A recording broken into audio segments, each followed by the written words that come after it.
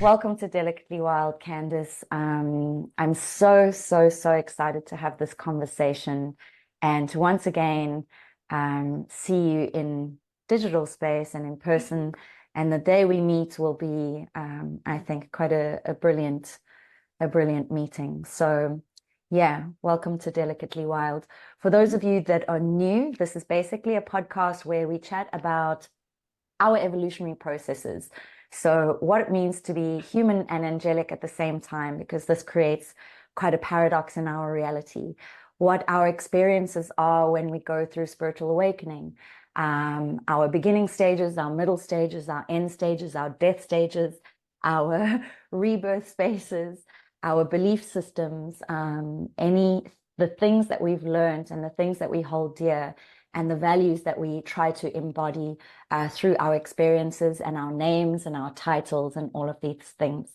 So I guess with that introduction, I'll shoot off to the first question and say, Candace, I know that you came from, and also the last thing is, please, wherever you are in your journey is where you're at. Take what resonates, you're welcome to write questions down, leave the rest. This is not, the intention is not to imprint and to indoctrinate anything into you and onto you. This is really open discussion. And the reason that I've done this is to have a varied group of people and souls come in and on at different levels within their space so that we can have an idea of how your brothers and sisters on this planet live. Because often we are quite ostracized and alienated through the things that we believe, and we've got to kind of hide them away. And this is really an opportunity to celebrate our experiences and to chat about it. So with saying that, I know you came from a quite Christian background, and a little bit of the story that you told me was meeting your hubby or boyfriend at that time, and he was really kind of that hippie kind of lifestyle connected to, the elements, I guess one could call it more of a pagan out view of things. And yeah, so I guess that might be a good beginning space and we'll flow from there. Beautiful. Well, thank you so much for having me. I feel like this is so long overdue. Oh my Yes. goodness. And yeah, to couple off with that, I mean, my entire experience has been in and out of religion. I actually ended up going to a Freemasonry school, which was part of Really? my Wow, world I at the didn't know that. time. Yeah, my stepdad still is a Yes. Freemason. And at the time, obviously being an impressionable teenager, I had no idea what the hell that was.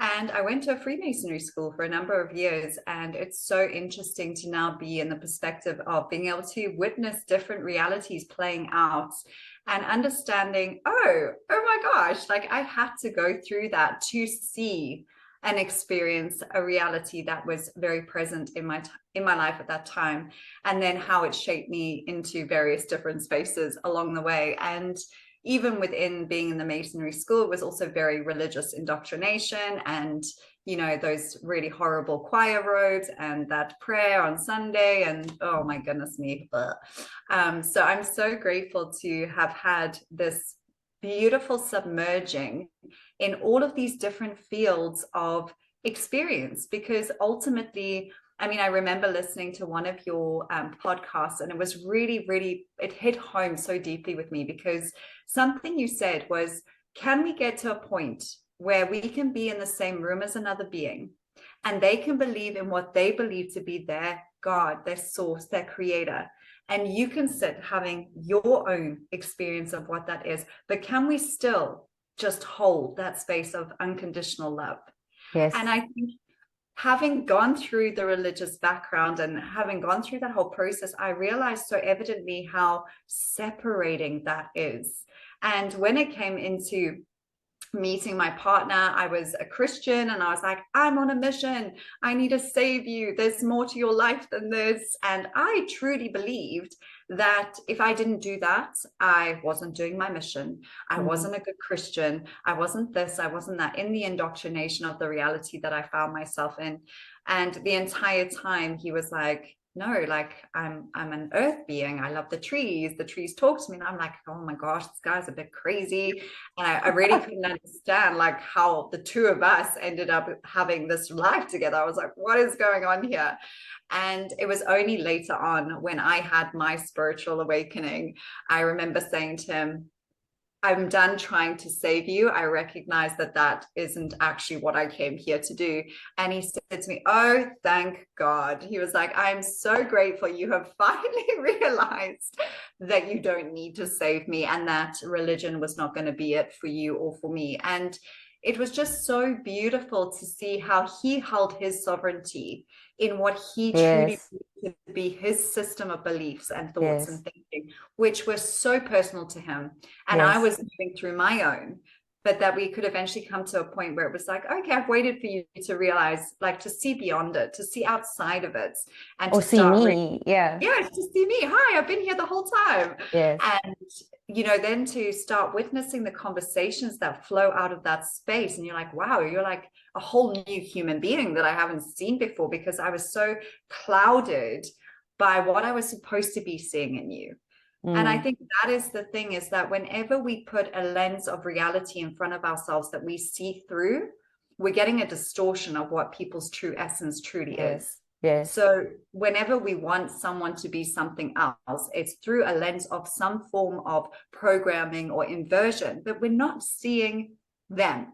Yes. And it's been such a beautiful thing within my journey to finally, I mean, it's an evolutionary process. It continues for eons, but to finally start recognizing that I don't have that kaleidoscope in front of me anymore, where I don't see people through the lenses of That you my needed to see them through. Yeah. yes, Yeah. exactly Yeah. that. And it's so interesting. I was having a conversation with someone yesterday about it, about how very often we create our reality through other people's experiences. So we will go and join in other people's experiences, thinking that we're co-creating that reality.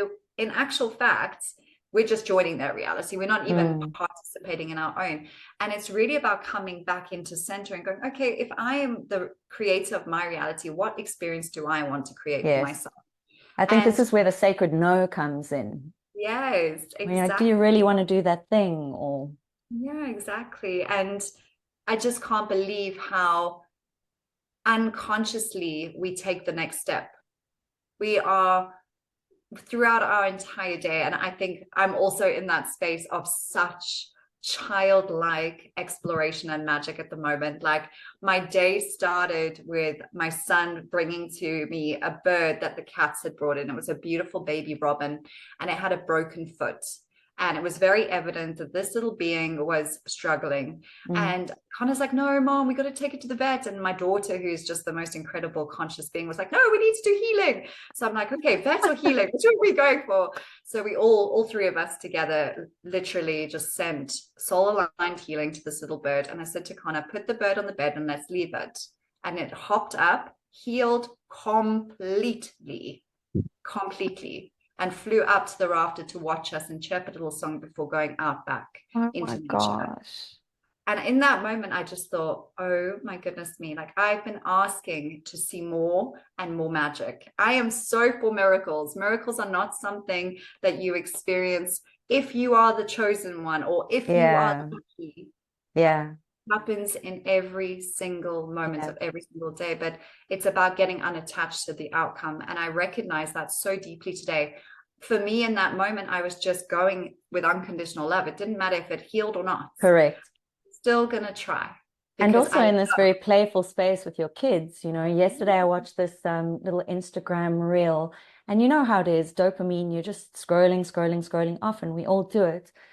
But there was this one little reel with a young girl. She must have been about 5 years old, and she was healing her grandfather, doing a healing on her grandfather. And the amount of presence in this little girl, and that you could feel the purity and simultaneously the power that was moving through her. And I watched the whole video. I mean, she is just 100% present. And it's so powerful because the last podcast that I did with Donna, we were speaking about, the Trinity and how we would fool ourselves to believe we are in connection with God when we are not present. And it's so interesting because we've got all these spiritual ideologies and things that we need to do and activations and et cetera, et cetera, et cetera. However, this aspect of presence cannot be oversimplified because it is, and that's what you did with your kids this morning. Like, that's what you did. It was powerful intention, presence with the letting go of the attached result, and yet your result was a miracle healing on this little It Robin. really was. And that's exactly it. I mean, I remember listening to another one of your podcasts where you said, how sovereign can we be in presence without the sage, without the Yes. crystals, without Yes. the things that make us more present? Yes. And I'm really in that place of such freedom where Yes. I know I can cultivate presence, whether it's in my car in the bloody busiest center of Yes. the city, and Yes. know that that is perfectly okay. Correct. And this is the conversation with regards to my festival space and my festival experience. It's 26 years of festival experience, and of which I've gone through some years where I completely pulled away or just did one or two here and there. And now I'm very much in a different space where I'm working there. But it's quite daunting because the spiritual ego, that's what it is. The spiritual ego says, oh my God, I can't go into this fallen system. I can't go into the space that is full of Metatronics. I can't go into the space where people are opening themselves up to astral love and light bliss. And God, can you imagine the amount of entities, et cetera, et cetera, et cetera.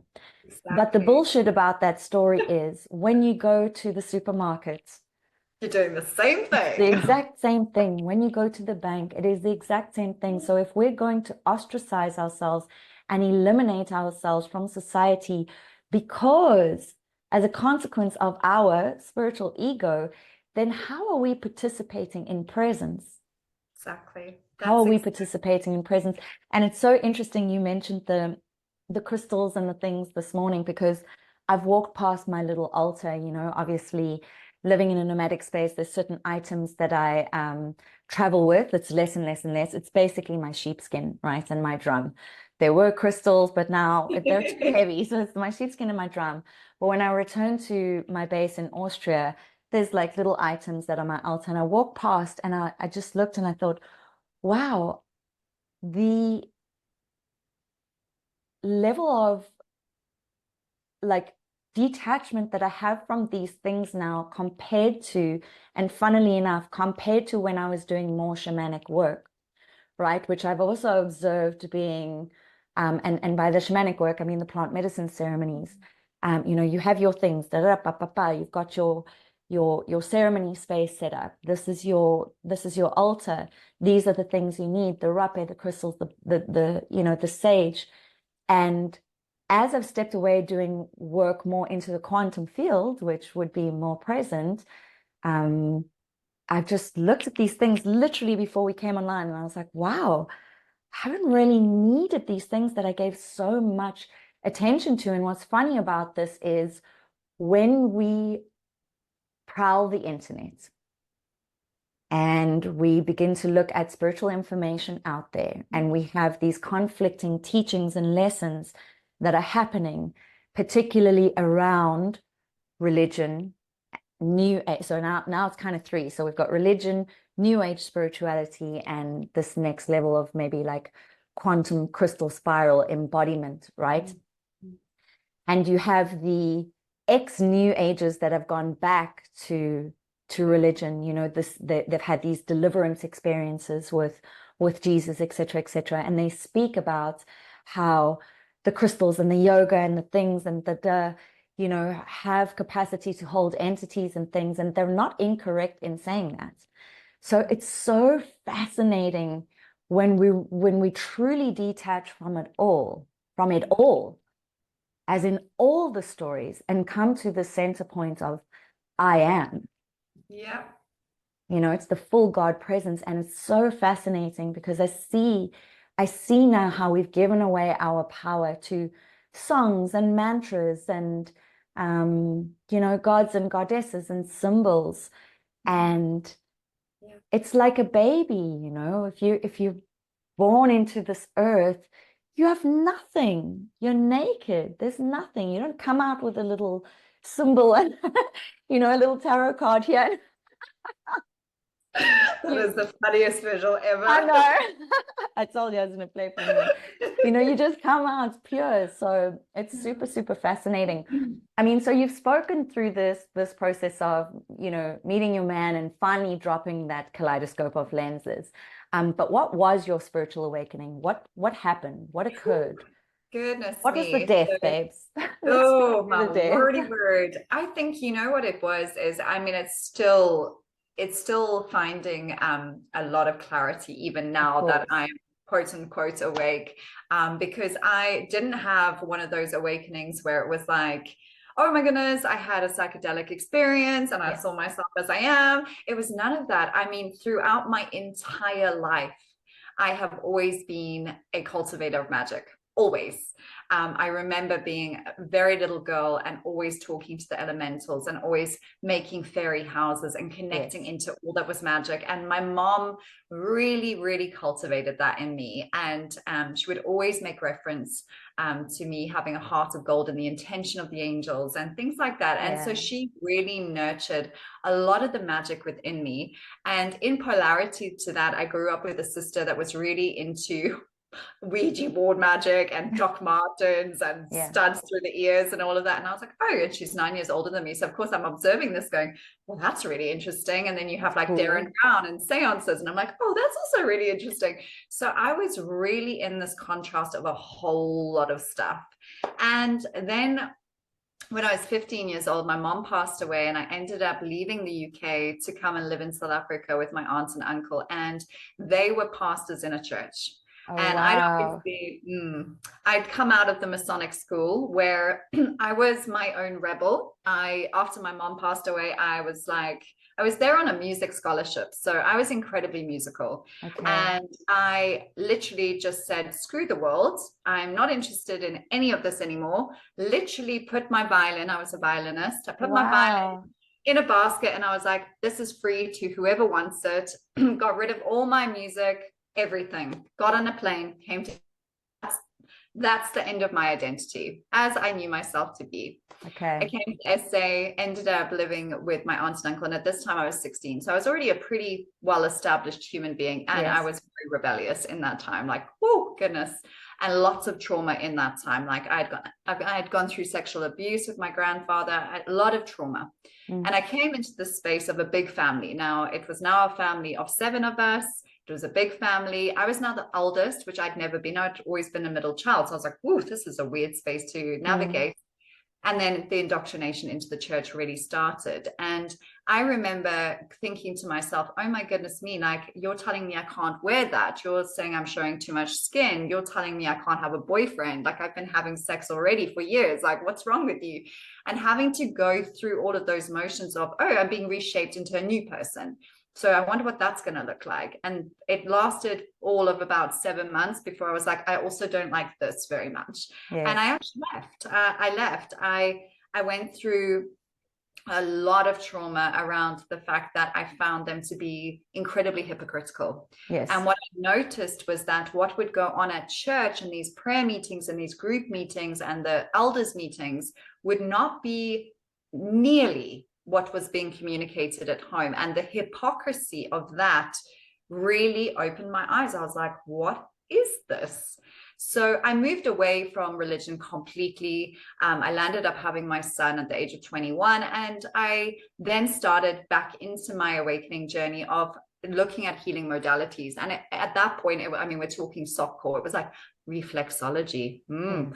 flower essences, you know, like Yes. it was Yes. really tame. Yes. But I was because I had my son and I knew that I had to do things differently. So Mm. indoctrination came in and it was like, you will have a cesarean, you will formula feed, you will. And I was like, I don't want to. Yeah. The very rebellious me. I was like, I will have a natural birth and I will breastfeed and I will break all the rules. And I did.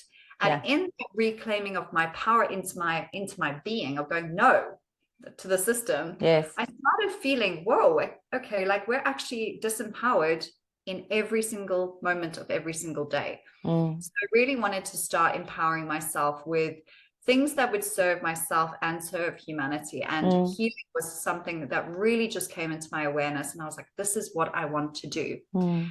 I started getting into it only to realize I'd registered with a fraudulent company, so that none of my certifications meant jack all. Now I've been perpetrated by what seemed like the alternative system. Yes. So I went back into religion. Oh my gosh, wow.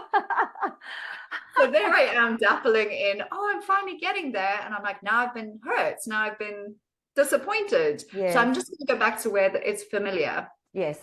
And what my experience of religion really was understanding that I had a really, really, really deep connection to my essence and to the Divine Mother and the Divine Father. So everybody else's experience of how they would receive messages, or how they would know someone was possessed, or how they would know there was this or that, was very different to the way I would experience things. So I would end up in church worshiping and then end up in ecstatic dance, and people would look at me going, what is she doing? Or I would be speaking in tongues, but it wasn't. It was light language. It was like nothing I'd ever heard before. And again, people would be looking at me as though I was like some crazy person. Wow. And I never doubted for one moment in those prayer meetings when we did hands-on healing that I could heal someone. Yes.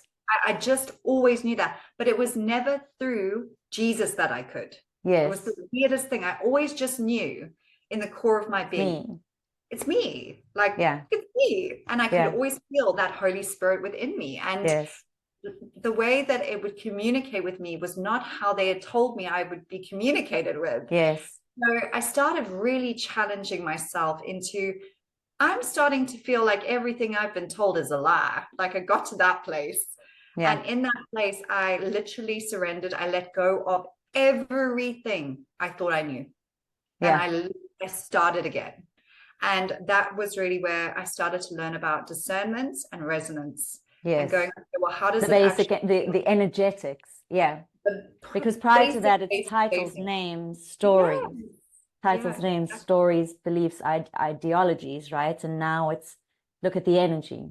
Exactly. And it was at that point that, like, what really catalyzed my awakening was the fact that I had at that point a 9-month-old baby, and I had my son who was nearly 6. And at that time, the man that I was married to was an alcoholic. And it was, I lost count of how many times we'd spend nights in hotels and have to leave our home. And throughout this time, I'm like, God, help me, help me, help me. I'm praying for help. You're not helping. He's not being delivered. He's not, my prayers are not being heard. And I realized in that space, okay, well, I've got to, clearly I'm on my own. Clearly I've got to do this. Yes. And I moved out, and it was a time in my life where we separated for about a year.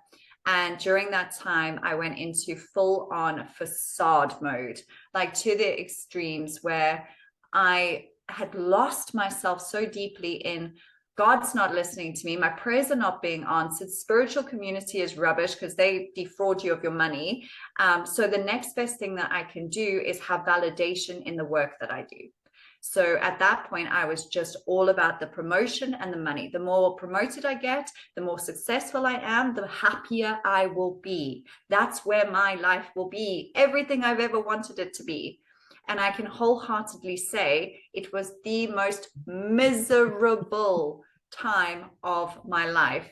Like, to the extent that I was spending thousands of rands on Botox, lip fillers, makeup, hair, you name it, because my fundamental goal was, don't let anyone see that you are broken. Yeah. And that's how I showed up in my environment at work, because I was in quite a high-powered corporate position at that point. Of course you were. It was ridiculous. It was ridiculous. And nobody had a clue. Yeah. Nobody had a clue. And I speak to people now that knew me then, and they were like, but Candace, you were so loving and so compassionate and so outgoing and so this and so that. And you always looked like you had everything together. But I was broken. I was beyond broken. And it really was in that time where then COVID hits, And I was given the choice to either leave my job or be at home with my kids, because I literally didn't have anyone to look after my kids. And I was like, I can't abandon my children. I've abandoned my children for the last 4 years in this pursuit of career and businesswoman and all of that. So I left my job, and that was really where I hit rock bottom, because everything in my world fell apart. There was no money for Botox, lip fillers, and makeup. There was no escape from the 2 children I'd abandoned for 4 years and the deep personalities that were coming through in that. And I was like, oh God, I have to parent this. Like, where have you been for 4 years? Oh, wait, there were all pairs and nannies and other people raising my children. Yes. And having to deal with the addiction in the space of the home and all of that as well. Yes. And that's really when I was like, okay, it's, everything I believed was truth is a lie. And I've now got to forge my way through all of this. And that's when I really started to start embodiment practices. Okay, I literally Google. That's the first thing you do when you have a dark night of the soul or an awakening. Google, what do I do now? Who do I go to? What's expected of me? And Google was not very helpful. Google. And I literally couldn't find anyone that resonated with me to help me through this process. I was like, no, you don't resonate. We're on like YouTube and, exactly. And because I was so connected to my discernment at that point, I was like, you know what? I'm too scared that any more lies are coming into my field. So I'm not trusting anybody other than myself. So I was kind of in hypervigilance as well. So I was like functioning in that space, but it taught me to only rely on me. Okay, probably in some ways in a bit of a bad way, because at some point in your life, you do have to ask for help. Yes. At that point, when you hit that rock bottom of, I don't know what to do, and I'm the only person that's going to get me out of this slump, there was a cracking of surrender. It was just, I was like literally at the point where I was like, I want to commit suicide. I was like, I can't do this. And then I would see my children, and then I would have this man in my life who's also actively pursuing committing suicide. And I'm going, well, I can't do it as well. Like, that's a bit rough. And so I started to bring my shit together. And we moved to Durban, and I spent a year on a self-discovery, a whole year of just immersing myself into spirituality and really finding out who the hell I was, and like going, okay, who am I? And what I learned in that journey was that I didn't balance the physical and the spiritual. And that was also a really hard lesson for me, because I dedicated a whole year to literally bypassing my family once again. But I was in meditation, so it's okay. I was doing the greater good for the collective, So what's wrong with that?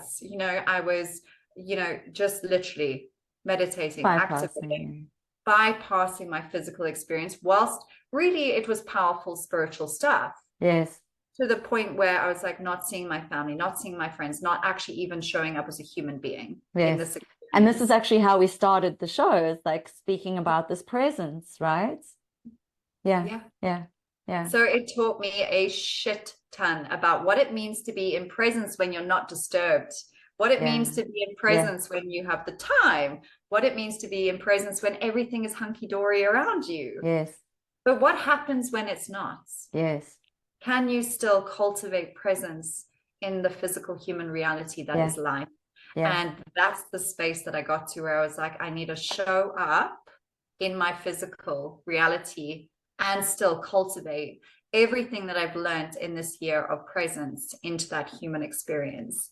And I'm so grateful for it all, because in being able to connect into presence, I started realizing I can help people. My presence. Well, I mean, you've had a shit like a shitstorm of a story, like beautiful, but wow, like so many aspects that in the beginning I was like, wow, I understand our friendship now, because there's so many similarities, particularly this very empowered aspect, the go-getter, the rebel, definitely the rebel, and the one that questions as the opposite to everyone else, and that is hyper attuned to the bullshit, and so we observe that, and we watch it, and we forge our own path. But I haven't had children, so that's that. I haven't had a husband. these are on top of, that's huge. It's huge. It's huge. So my gosh, wow, what an incredible journey and what a share. It's been Um, amazing. It's been wild, but I think I'm now in the space where I can really witness multiple realities unfolding in my field and go, oh my gosh, that's so beautiful. Like, mm. wow, amazing. Like, and Yeah, I mean, I you've been just through the gauntlet of initiations for sure. And really, yeah, really, and people might ask, like, what is an initiation? Does it always happen in ceremony? Do I need to go to a shaman to receive this initiation? I mean, you can. There are, I've done that work for yeah, 10 years. yeah. But life is the initiation. Oh, yeah. Becoming present, being in your body is the initiation. And it's so interesting you mentioned how you realized like for a year you were bypassing presence and being in your body, yet simultaneously having, I have no doubt with your level of what's the word I want to use? Yeah, commitment. Like I feel like you're that I person that's was like, I'm committed. doing this thing where it's done. There's no like get out of my way. So I can imagine the spiritual activations that you went through in that time, and maybe you'd like to share, but yeah, maybe you can share.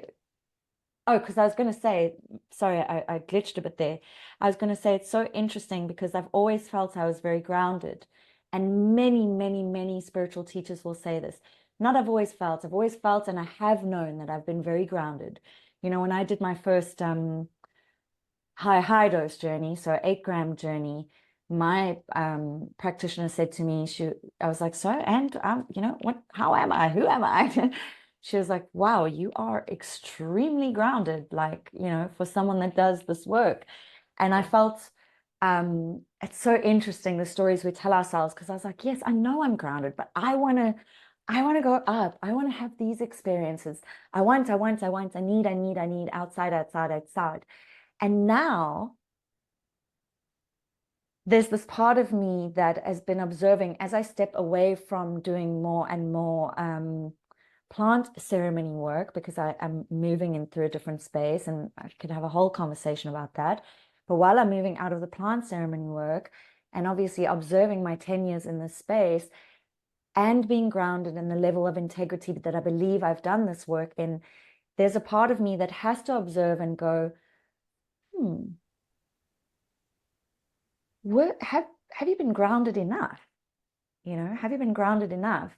Again, I believe the answer is yes, but it's still good to question. I have a 100%. business, I'm still earning an income. Um, I'm not a scattered hippie. I'm not lost in the upper realms. I'm not freaking out. I don't have psychosis. I don't feel fractured. So, yes, from that perspective, I'm not saying a business makes you grounded. I'm just saying from that perspective, yes. But it was good to ask the question and go, has there been a bit of bypassing? And the answer is yes. And now, because I mentioned this part of being like, oh, I'm so sad. Like I want to be in the upper realms and I want to have multidimensional vision and yes, I've had experiences. How could I not have over 10 years?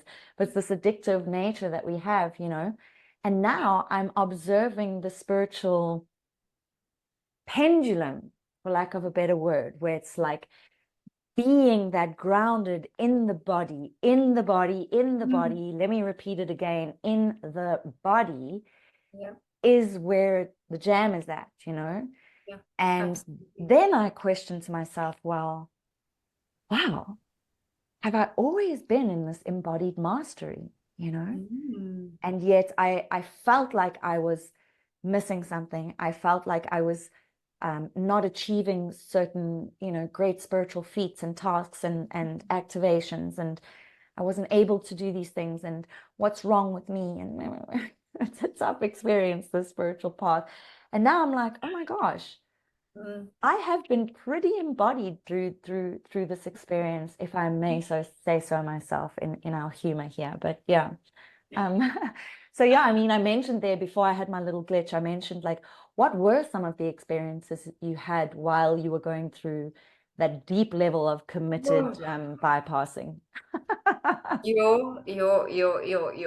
I mean, I think for me, like when I was seeking for someone to help me, I was like, help. And no one came forth because, you know, you always expect that it's just going to be handed to you on a silver platter. And because I was in hypervigilance of anybody coming into my field and possibly depositing whatever it is they might deposit, I really, really had to sit with myself. And I had to go into the spaces in between spaces that I never thought I knew stored anything. And I didn't understand what the hell I was doing because nobody taught me how to do this. Yeah. But I recognized that, okay, in my body, I feel safe. I've never felt safe in my life. So, oh, that's interesting to observe that actually when I'm in my body, I feel safe. And that's really weird. When I'm processing high functioning emotions, I tremor, I shake. Is that normal? Let me Google, you know, oh no, that's trauma release. Oh, I'm trauma releasing. Oh, great, fantastic. So everything that I was going through was all self-mastery. It was all self-led. Much the same as my experiences. And I think it's beautiful to do it that way Absolutely. because I mean, and don't get me wrong, like I have learned modalities. Like Yes. in that process, I then eventually, a friend of mine was like, you should look into QEC. And I was like, what? And then I typed it wrong actually into Google. I was like, QHHT. I'm sure that's what she said. QEC and QHHT are totally different, by the way. I was like, oh, that must have been what she was talking about. So I sign up and I do the whole course. Message my friend of QHHT. Yeah. I messaged my friend and she's like, so how's the QEC course going? And I'm like, what do you mean QEC? I signed up for QHHT. Isn't it that same thing? She's like, no. And I was like, oh, okay, well, clearly I'm supposed to be doing this thing. Yes. And then I realized I did QHHT for a really This really is quantum hypnosis, right? Yes. Okay. And had some crazy, beautiful experiences. Like I am, yeah, like it's not unnormal for me to experience a lot of interdimensional stuff, and the stuff that we were shown with past lives as star seeds and galactics, and it was mind-blowing. And I'm new to all of this. I didn't even know what a freaking galactic was at this point. I'm just little. Was this an online course or someone in South Africa? So I did the Dolores Cannon online course. Okay. And then obviously you just get plunged into doing practical. So I was like, willing participants line up. And I had loads. I was like, wow, okay, people really like this stuff. And then I started to realize I did lots of QHHT sessions. And I realized I was like, someone taught this to me. I don't really want to do anything that I've been taught. I like that very spiritual rebel came into me. And I was like, and it also doesn't make sense that like now you need to be facilitated to go into your own past lives and experience your multidimensionality. So I stopped doing it. I was like, I don't want to do this. I just want to pause there because you've mentioned Dolores Cannon, and I think I know from our container of Azurite Temple, my particular coding seems to attract a very, for lack of a better word, sporadic range of people in different levels of consciousness. And now those of you who are watching that know the name Dolores Cannon, we would at this stage of our inquiry, vigilance and discernment, place this type of content in a false light category. Yes. So I just wanted to mention this. So, no, and the reason that like now you're going into your discernment process. So I just wanted to mention that for everyone. And again, if you're there, it's totally fine. But here we are having the conversation. So if you have any questions, please do feel free to ask, but please do continue. So then I was like, it also just didn't resonate with me. I was like, this is a lot of time and energy for something that I'm pretty sure everybody has access to. I was like, And also there was a lot of business bureaucracy around what you can do and what you can't do. And I was like, this is sovereignty claiming sovereignty, but it's not sovereign because you're still confined to all of the rules around you need to submit this and you need to submit that. And there needs to be proof and it needs to go according to the structure. And I'm like, why are there so many rules when all I want to do is help people remember the truth of who they freaking are? Like, why are there so many rules in this? And that's when I really started to go, okay, well, I need to start embodying my own experience of what it means to connect into the truth of who I am. And I've only ever done very low doses of psychedelics and weed and that sort of thing throughout my life. So that's when I stumbled across you. I was like, you know what? I think I need to go on a psychedelic journey. I think that's going to be the answer to everything that I need because I'm lost here. And obviously it was the whole journey into doing the plant medicine ceremony, which everything kind of fell apart for, which actually was perfect. It unfolded exactly as it uncannily how it was meant to. And the one day I just remember going, but Cans, you are it. you are the healing modality. You are it. Correct. From a non-egotistical point of view, it was, Yes. I had this moment where I was like, I can sit in non-verbal presence with someone, energy to energy field, in my alignment, in presence, and they will receive healing and activation in accordance to what is aligned to their soul conscious, their soul receptivity, because everything is about forcing stuff on people. Oh, you will now be past life regressed. You will now receive my Reiki. You will now receive my energy healing. And it's like, who am I to play God? Yeah.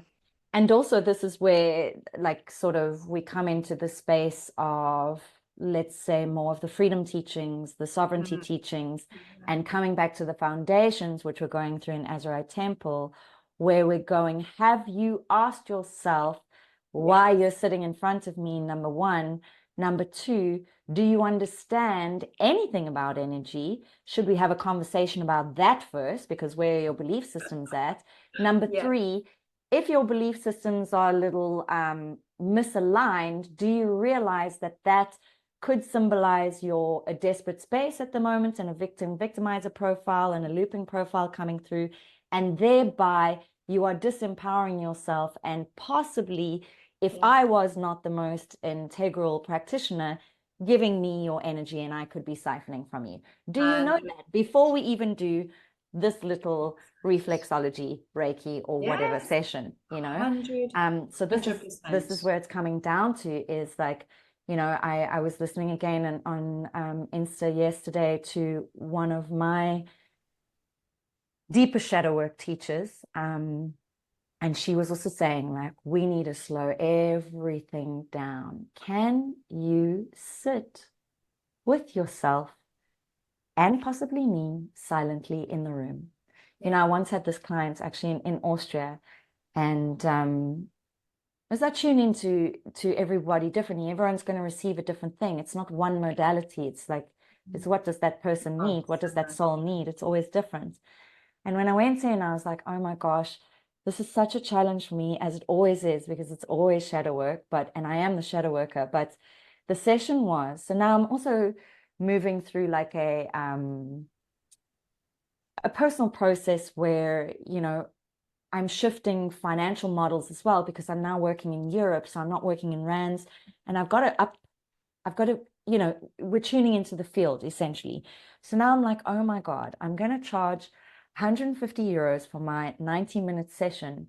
And now the task I've been assigned to give him, that we've been assigned, is to sit in silence and soul stare for 90 minutes. You know, and I was like, oh my gosh, this client is going to be like, what am I doing here? But he got it, you know, and I was like, if you get this teaching, you will not need to come to me again, because I don't need to tell you anything. And afterwards I said, take your book. What was it that you needed to know, that you were going to ask me, that you wanted me to tell you, that you have now figured out through this 90 minutes of staring at each other? Yeah, exactly that. And that's the thing, because it's just, you get to a point where you're tired of giving your energy away. And it's not sustainable, because the person, for example, and that's where it becomes also the inversion of, is this business really sovereign? Because if I have a fixed client that I know is going to come back to me every single week, I'll see you next Friday, love. Why are they coming back? And why are they coming back repeatedly? Because that is not aligned healing. Yes, and also it's entrapment, and this is the issue that I'm seeing at the moment with my old clients, particularly those in South Africa. So very, very interestingly, I see this like I guess an overlay. So there's an overlay there that literally can't pierce through the new information that I'm sending. So I'm saying, hey, you know how I market. I mean, you know how I market, but it's like, it's very personalized. Yes, I have the social media space, but it's very personalized to some particular souls, because I can feel where you're at, you know. And then the invitation comes always in sovereignty, and I give you time so that there's not this FOMO thing. It's in integrity, right?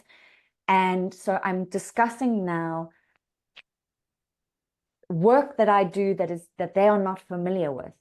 And the responses that I've been receiving are like, hey, when are you back in South Africa? When are you doing another mushroom ceremony? Hey, when are you back in South Africa? When are you doing another mushroom ceremony? And I'm like, have you listened to I keep it short. It's a 2-minute video, but it's heart-centered, precise, da, da, da. You know me, there's always a write-up. There's always an image as well, if you're that kind of learner, you know. And it's just, whew, the overlay won't let them receive this new frequency, code, whatever. And I'm just like, I'm not working in that space anymore, because look at how reliant you've come on only doing that. And how I can very easily fall into that space of being reliant on you, being reliant on me. And so this is the loop, because this is actually how our podcast kind of birthed, where we were talking about simply sovereign. And I think I was in Italy when we had the conversation. And it's a very, very, very powerful space where I think practitioners and healers and whatever you want to call us, souls, aligned souls, begin to realize like, well, yes, I'm capable of assisting a soul. Yes, I'm capable of being a profound and grand healer. Yes, I'm capable of being the medicine woman, the mother, the grandmother, the whatever. But I just actually want to be sovereign right now. And I want to be with my children, and I want to take a walk on the beach, and I want to read the 16 books that I've been staring at on the shelf for 5 years, you know. And I'm actually tired. And I'm integrating. And exactly.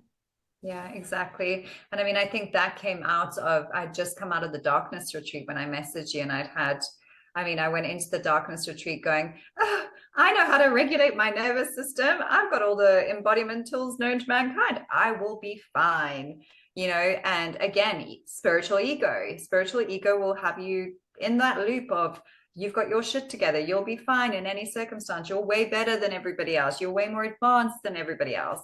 And I went into the darkness retreat, and there was a number of things. Was it 4 nights? It was actually a 5-night journey, and I ended up staying for 72 hours. And I'll explain to you why, because it was a death like no other. And I arrived in the evening, and I was like, oh, this is chilled. You know, was this in KZN? This was actually in Joburg. Johannesburg, Sorry, I couldn't remember. And I arrived, got settled in, and I was like, I'm very dependent on hot water. Okay, so I was like, I'm going to have a nice hot bath. Oh, you know, how romantic. I know where I put my essential oils. I mean, I'm doing this in the dark. And when I say it's dark, it's pitch black. Okay. So there's nothing to see. Yes. And I went to go and have a bath, and there was no hot water. So I get into a cold bath. And I don't do cold water. And it's now in Joburg, still in winter, and it's an internal ventilation system, which means it brings through fresh air throughout the entire room, which means I spent literally the whole time that I was there shivering, freezing cold. I went to go and try and put the heater on. The heater was broken, or it wouldn't work. Actually, I lied, it wasn't broken. It just wouldn't work. So now I'm going, okay, now I'm starting to get really dysregulated. I don't have my hot water to go to. I don't have any way of getting warm. What am I going to do? And eventually it got to the point where I was like, I need to do, until I broke. And I was like, there's nothing I can do to help myself out of the situation. I'm helpless. And what was even more funny is the emergency intercom in the room. I would use it to say, hey, there's no hot water. There was no answer. It wouldn't work. So I was initiation. It was initiation like you cannot believe. When did you do this?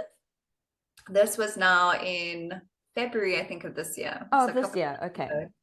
And it was unreal. And eventually I sat on the floor like a sulking, tantruming child. I actually sat with my back against the heater, and I broke.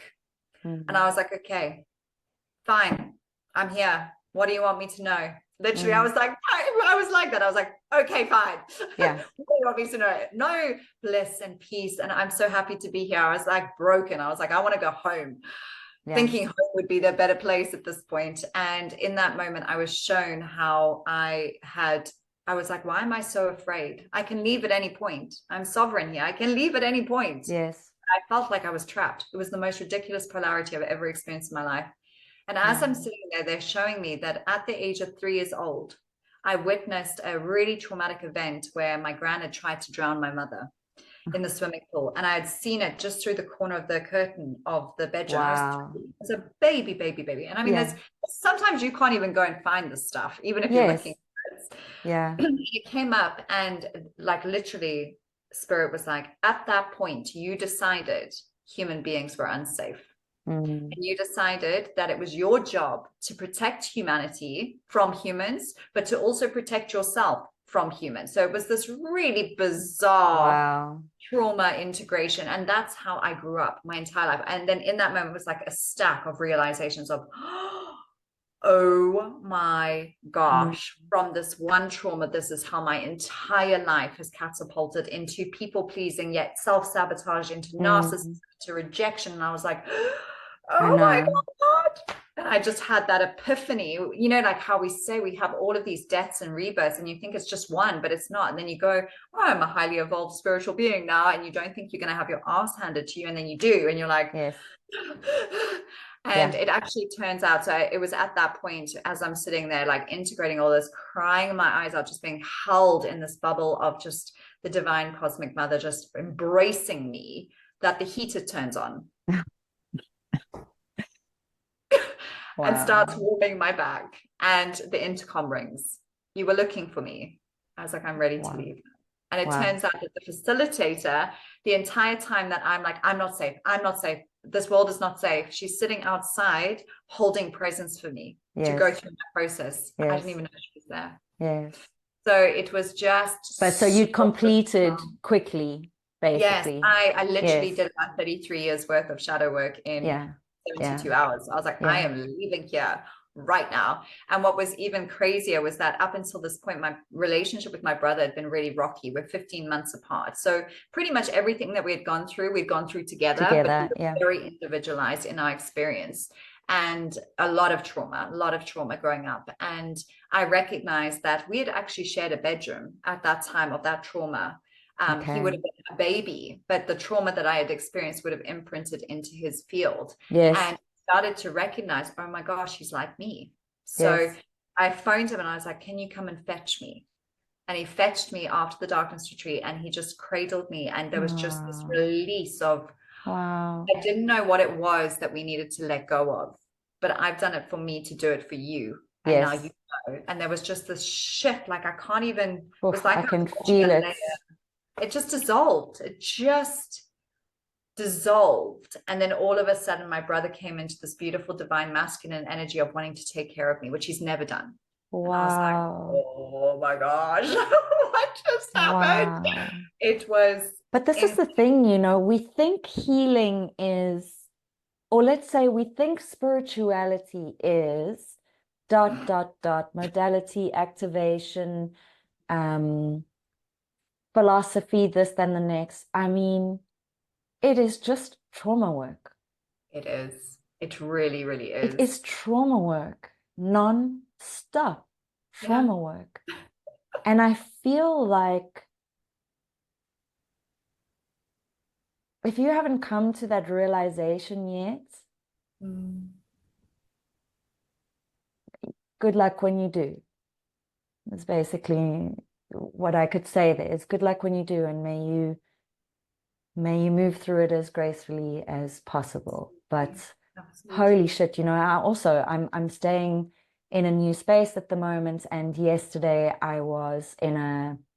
so I did a live yesterday on Facebook, and usually when I do a live, so it's not my common thing, as you know, but like it's when I'm feeling very, very open and vulnerable. Yeah. You know me, when I'm like, okay, there's no way to show up any other way than what I'm feeling in my feeling body now.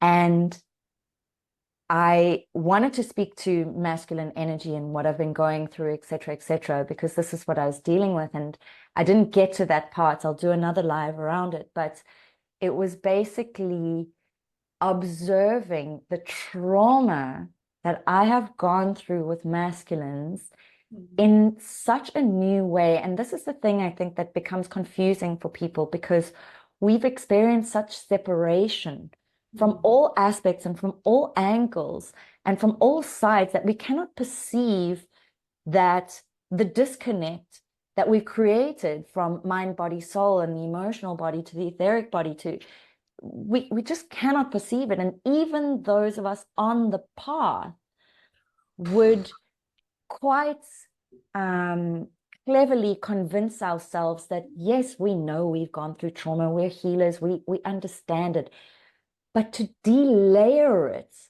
So you can say, yes, we've all had bad and tough relationships. Yes, my yes, of course.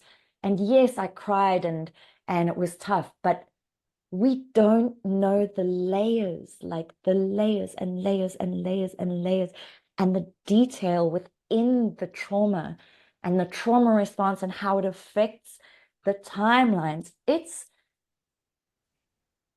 the weave of this energetic creation of one creation within your whole entire reality is mind-blowing. It's Mind-blowing. And this is, I speak for myself here, and I would say I've had a very good, normal, I mean, I am not normal, that's for goddamn sure. But you get my point, you know, like I haven't had big traumas. I haven't had, you know, and yet I have. When you look at it, this whole entire human experience in this fallen system is the trauma. It is the trauma. It is the trauma. It is. You know, and it's so wild at the moment because I'm really looking at these aspects around love. What is love? What is relationship? What is love? What is relationship? Because if this entire system has been and is a fallen system, and the indoctrination of what love and relationship is, along with the galactic history of understanding the genetic manipulation to purposefully divert certain genetic race lines, and lineages, then I'm like, oh my God, people are just trying to have get a boyfriend or a girlfriend. And I'm just like, Jesus, like, what is it? You're definitely not normal. No, and this is also why I was in this delicate space yesterday, because I was looking at like, okay, I can say confidently that I am terrified of relationship, that I can see that I am controlling my reality to stay outside of that space. But obviously the deep core of me as the feminine is like, I really love someone in my, you know, but like the things that I have learned of this distortion, I'm just like, how do we navigate around this? This is crazy. And I think the simple answer is presence. 100%. It's it. Yeah, and We're all sovereignty. experiencing, yes, yeah. Presence and sovereignty, because I think for me it's moving through those layers of where in my external reality am I looking for anything. Yes. Because it's not, you know, we can say we don't need our crystals, we don't need our incense, we don't need our candles. We also don't need validation. We also don't need acceptance. Yes. But there's this interesting line between, so it's like so codependence is what most people are looped in, right? Yeah. But then there's also the opposite end of that scale is self-reliance. Yes, exactly. You know, so it's self-parenting. However, there's an aspect of that you can also be in imbalance where you're so self-reliant, and this is me to the T, self-reliant that I will do it on my own into the next incarnation and the next one, and I've been doing it on my own, and I'm just like, how do I, you know, and I mean, it's not even I. So yes, there's the I, the story of the I in that, but it's like, then I look at the masculines and I'm just like, and I say this with,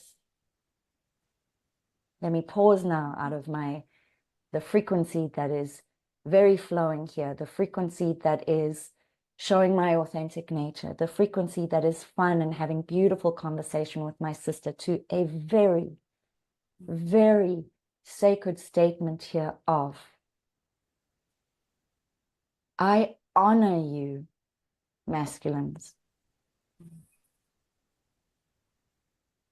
because I can only imagine what you as collective are going through right now. And holy smokes, I don't believe, from what I can feel, see, intuit, understand, that you are ready for any sort of physical divine union at this point in time. It just feels like the men are going through a lot, and I just say, keep going. Keep doing it. You know, I just had to say that, you know, because the you know, the flowy part of me, the podcast show presenter, is like, the masculine are nowhere right now. But I also want to honor you and say, my gosh, I know why. I know why. I understand why. Yeah. Everything comes back to that fundamental of the fact of disconnection, separation. Yeah. When you look at the trauma that we are living right now, it is the fundamental separation. We were severed from our connection to source. Yeah. Yeah. And then we were compounded with every single other trauma that they could fit in amongst that whole lot of separation. But at the root of every trauma is separation. Yes. It's separation from self. Yes. So when you can master connection and unity consciousness within, then it just doesn't matter what you've experienced. Those just become stories and experiences that you can observe. And this is where the law of one is so powerful, because we have to come to the neutrality. You know, we have to come to the neutrality. But I wanted to ask you, you know, when you spoke about your dark room retreats, and I actually contacted them. They never got back to me. So I don't think their social media management is so great. So I'll need to get a number or an email address, because I think you gave me the Instagram account. I'm very interested in this. And I too believe I will have much of a very similar pants shitting moment than you than you did. Just going for the retreat, like the rest of relaxation, baby. No. Yeah, you know, and moving through, like you said, very powerfully, this aspect of being like, I know how to self-regulate, you know, but when we really put ourselves in the midst of that Azoth fire, and we die.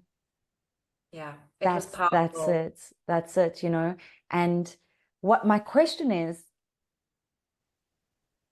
I don't know why I'm asking this. There's somewhere in my mind that I have an intuition that there are people that attend these kind of things. Oh, and it's probably from Instagram, where, you know, you get those, and I've seen like 14-year-old kids come out and they're just like, wow, this is amazing. And I'm like, I don't know, are these just normal people going in? Are we having deeper experiences? Well, I don't know why I have this in my head, but like, this is a tough initiation. And you know, the hardest shadow stories I've been hearing is about darkroom retreats. Well, you know, it's interesting that you say that, because something that I've been kind of dealing with is the sense of invalidation for my experience. Because a lot of the time people will say to me, oh, but you didn't do the full stay. Who knows how much better it could have got? You know, you didn't give it your full experience. You didn't immerse yourself in the whole thing. Oh, I did. Yes. And I was done. 72 hours was more than enough for me. And it actually would have been traumatic for me to have stayed any longer.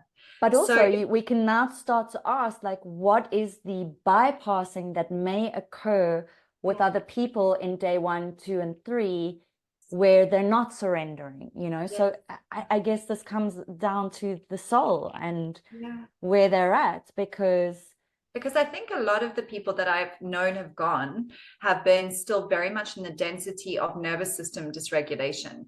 So then it's easy. Then you spend your first 3 days sleeping. So there's nothing to process at that point.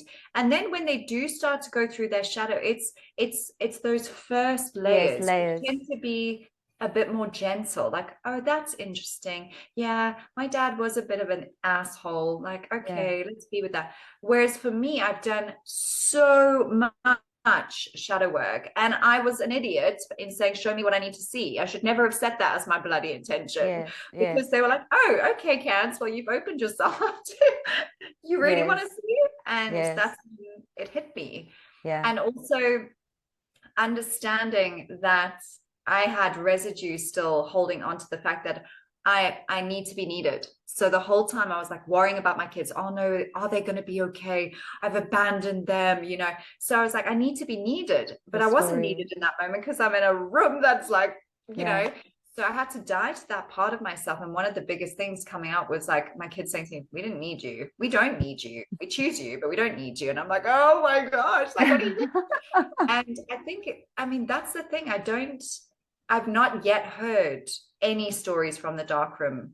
I've had a couple where people have been like, whoa, that was an intense experience, but like psychedelics, I've never heard of anyone have an experience So, like I. so this is why I said I don't know why I have this thought process, but I usually trust that because that's my job. It's like I don't necessarily need to have taken a medicine to connect with the frequency and the spirit of that medicine. I know, like I've never done ketamine, but I've done ketamine Yeah, because and I've done it in etheric. I've had an etheric journey, as yeah, these yeah, examples. So it's like somewhere I'm like, oh, people, and of course, it's not to invalidate anybody's experience. I'm just naturally speaking through my intuition around this, and I'm grateful for the opportunity to have this conversation yeah. because, yeah, like there is a part of me, like I said, I watch those things, and I'm like, bro, I think I will die. I know I will. Not I think, I know because I've had 100 million other deaths, and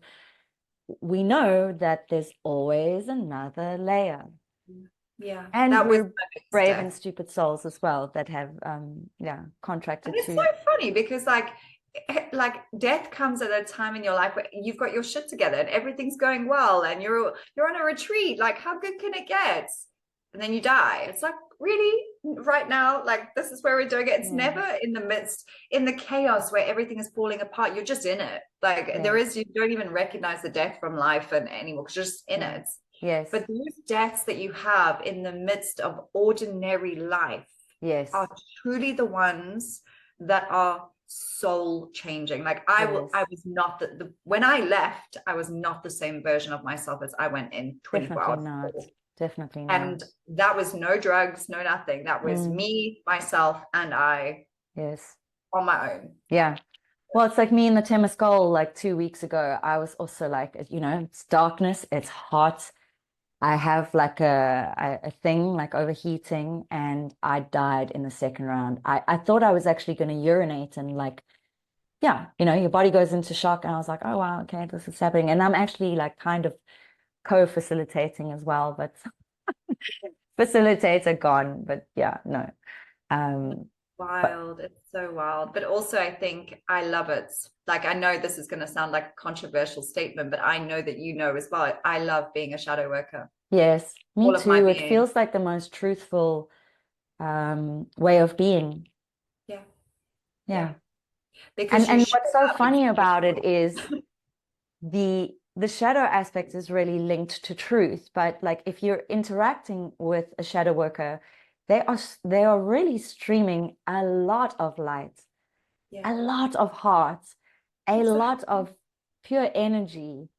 And so it's so contradictory because we just trigger and piss people off, and Oh my you're God. just like, I can feel it, and I'm just gonna be even, and we know how to counteract it, and we know how to work the energy, and we can see it all. It's just so crazy, and you're like, wow, if you were to drop this all, you would really actually just see me as quite a Yeah. chilled Yeah. person that you can have a Yeah. conversation with. I'm Yeah. actually quite nice. Yes, yeah, yeah, yeah, yeah. I've done a lot of ego. I've had a lot of ego deaths. Yeah, I've had a Yes, lot of ego exactly. deaths. And that's the beautiful thing is that that's exactly it, because I feel like I can now show up in my experience, witnessing everyone in their shadow, moving through their realities, moving through their experiences with love.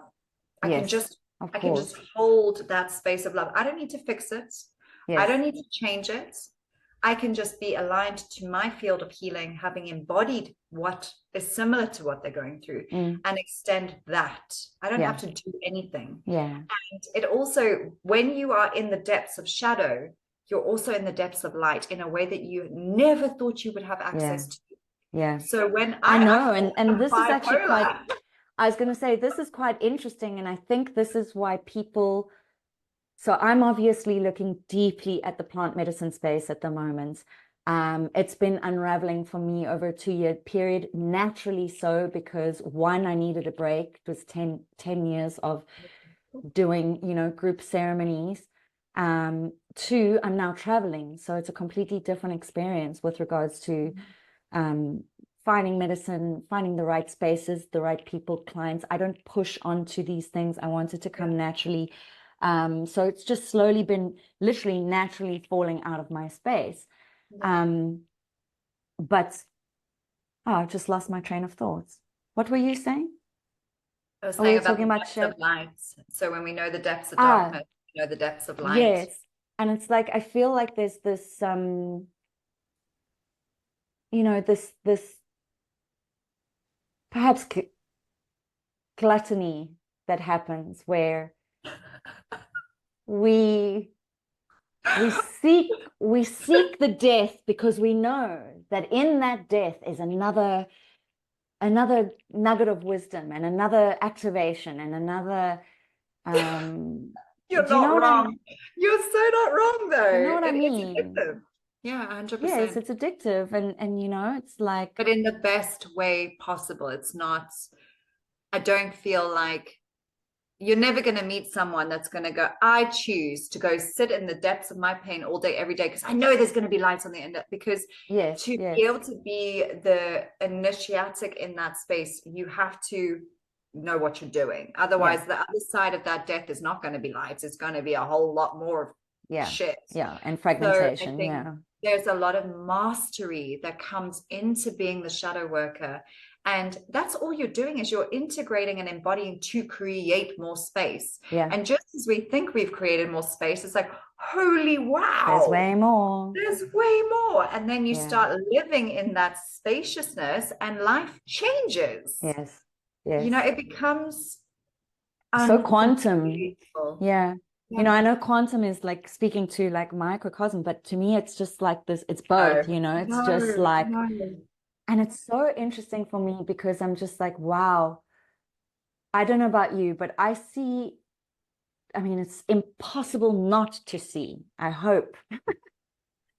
Timelines are just repeating. Everything in creation that we've been experiencing, we have already created. It's been done. And there's this aspect to that is sad because you're like, oh, well, where to from here? But this is the nexus point, right? This is that 0 point where we're like, if we can now create from the Trinity versus the looping pattern that is just repeating, we can really go multi-galactic, Yeah, within the exactly. body, Yep. embodied in the body, but begin creating in a more multi-galactic perspective, and not even multi-dimensional, but multi-galactic perspective. Yeah. And it's like, wow, then we might be creating, and not we might be, I know Yeah. people who do, I know beings on this planet who do, who are working with creationism energy of creating planetary systems. And, maybe it's a small little gaseous ball like this. Maybe it's a little sun or whatever it is. But it's like now we're working with energy, and Exactly. No, we're not worried about our fucking social media algorithm. I know it's wild. It's wild. It's wild. It's wild. And I think that's exactly it. Like, it's really just about understanding that sovereignty is about really looking at where in our external reality we are still playing in the illusion and Mm, coming back into center. And, I always liken it for me with my experience. It's been like stepping into myself and imagining that I am a huge tunnel and I'm just walking into me, into me, into me, into me, into mm, me, into me. mm, And mm, that's where I want to be, mm. because then you're not in this. I mean, obviously you have to show up, you have to participate, you have to do all that, blah, blah, blah. But the depth of going into the beyond is where we need to be. The depths of the beyond. And it's my most favorite place to play. Like, honestly, that's where the magic's at. But I also feel like it's about seeing the world through the eyes of a 5-year-old. And I'm so privileged to have children to remind me of that, because I can't not see magic. There is freaking magic in It's so crazy you everything. brought up your kids, because my next question to you was going to be, you've got kids. They are star seeds. What do you feel and what do you see? Because, and you know, this question was linked to our future timelines, because I feel we can become so jaded, particularly those of us who are maybe single, don't have kids, are very much, you know, on the you know, like me, someone on a spiritual path like me, single, no kids, etc., etc. But I do try and immerse myself in gatherings where there are children and things, because it's very, very important. And I speak to teenagers and I speak to younger people on the train, and I get perspective. And although there was this part of this conversation where we spoke to the fuck ton of trauma that we are processing and moving through as a planetary body, we cannot deny that. And these little young ones are going to have to deal with that shadow aspect at some point. But there's this jadedness that the communities are, I can feel, and I don't know if it is assisting or if it's just truth, you know, I don't know. And so, yeah, where you've got kids, man, this is there, because there are some of us that are like getting ready for boom, bam, you know. It's like, I have an understanding within my quantum memory system that yes, we might go through an extinction, but I'm not gonna let that stop me live. Yeah, exactly. I mean, it's interesting because when I look at, like, I had my son when I was pretty unconscious, like I was not very awake.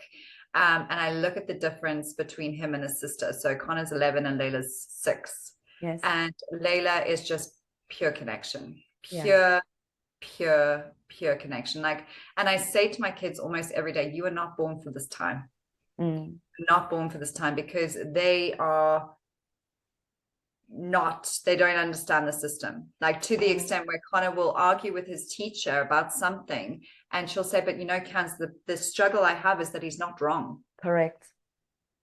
And I'm like, so I really believe that these beautiful starseeds are coming in to just dismantle and to trigger the old system into the space of crumbling, because they're not here for it. And I also think they're here to give people like me, you, this level of high counsel, for lack of a better word, or you know, these influences, spiritual influences, a run for their money. Because gosh, like you say, if we really, really look, and we keep looking through that tunnel, and we keep looking, the fucking ego. I mean, I can say, please know that I am aware of that. I just, and yet I'm trying, but I don't know. I feel like these young star seeds are just like, get out the ways, grandma. Get out the way, grandma. I mean, I have never been so challenged in my consciousness as I have been since having kids. Most days I'm dumbfounded, where I'm like, okay, you know what, you can parent yourself, because that's probably going to be safer at this point. Because I don't know what I'm doing. You guys have got your shit together. Like, and they do. Wow. When I say that, they do. They have a knowing beyond knowing. And they are connected in ways that we could only dream of reconnecting into. And I see, even as Connor's older, that his perspective on seeing the world, and literally just going, what the heck, mom? Literally, like, really? Is this it? Like, is this what you guys have managed. Yeah. Is this all you guys have managed to do? Like, come You get on. so Like, confused. And what I love about it is like when they speak about what they want to be when they're older, both of them are like, I want to be a world changer, mom. Like, I want to change the world. Things need to be different. And yes. that's what we are pioneering in these beautiful, beautiful, beautiful, ancient, ancient beings. And it's a privilege and a joy because my goodness me, I mean, just to give you an example before we end off, on Sunday night, I had fascia release done because I've been going through a lot, as you know. That's so crazy. I had on Monday. Oh, good grief. Yeah. Good grief. This body holds memory. My word. And a friend of mine was doing the fascia release and it was 2.5 hours. And I had the kids and I was like, shit, you know, what are they going to do for 2.5 hours? Other than be like, mom, the whole time. They were so sacred.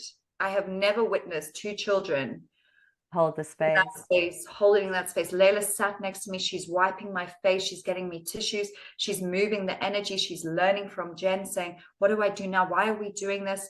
I was like, I literally was in awe. I was like, we cannot separate. There's no separation, you know, when it comes to ceremony space. And it's like to have the kids there is very, very important. Very, very powerful.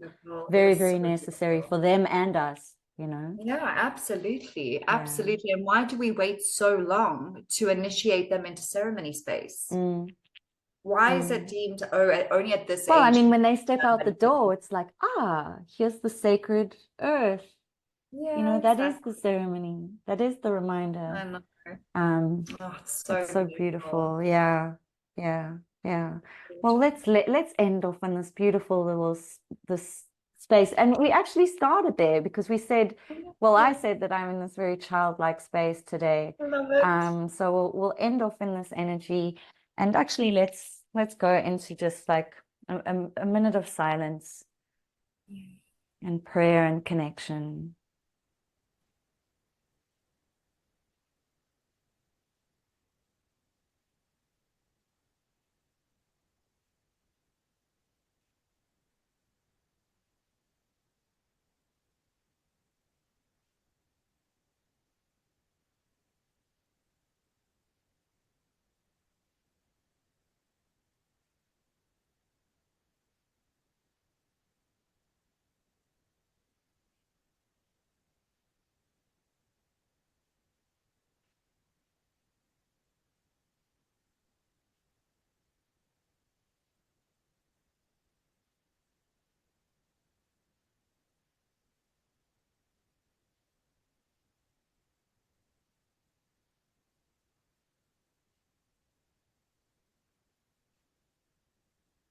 Thank you, Candace.